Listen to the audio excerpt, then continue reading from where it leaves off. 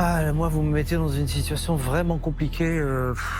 Bon, je suis obligé de vous raconter une histoire. Il y a 20 ans, on est venu me voir pour savoir si en donnant des vitamines et des compléments alimentaires aux enfants dans les écoles, on arrivait à réduire le cancer 20 ans plus tard. Parce qu'on se demandait si les vitamines permettaient d'avoir moins de cancer. On a monté une étude qui s'appelait Suivimax, qui a duré 8 ans. Pendant 8 ans, on a donné des capsules à des gamins, moitié qui en prenaient, moitié qui prenaient un placebo, pour voir s'il y avait un groupe qui était plus malade que les autres. Il a fallu beaucoup d'argent pour ça.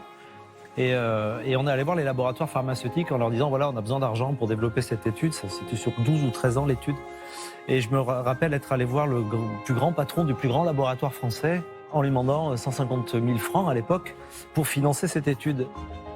Il m'avait reçu dans son bureau avec des chaussettes en soie rose, je me rappellerai toujours. Et il m'avait dit, mais pourquoi voulez-vous que j'évite le cancer des enfants, puisque mon métier, c'est de vendre des médicaments pour une fois qu'ils l'ont.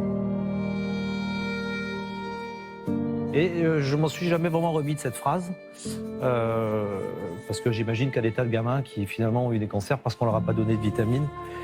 Et donc je me dis qu'à s'attaquer à cette industrie-là, et je rebondis sur ce que vous venez de dire en disant qu'il ne faut pas s'associer avec des labos pharmaceutiques aujourd'hui. J'imagine que vous avez des appels du pied, et beaucoup. Donc vendre votre âme à des grands labos pharmaceutiques aujourd'hui, ça me paraît certainement une mauvaise idée. Mais vous êtes un chercheur. Vous êtes quelqu'un qui veut changer les choses et vous n'avez pas une vision business parce que finalement, votre mission, elle va bien au-delà du business. Et donc, on voit bien que vous n'êtes pas là pour nous vendre un business plan, des chiffres d'affaires, des taux de trucs, pas votre sujet.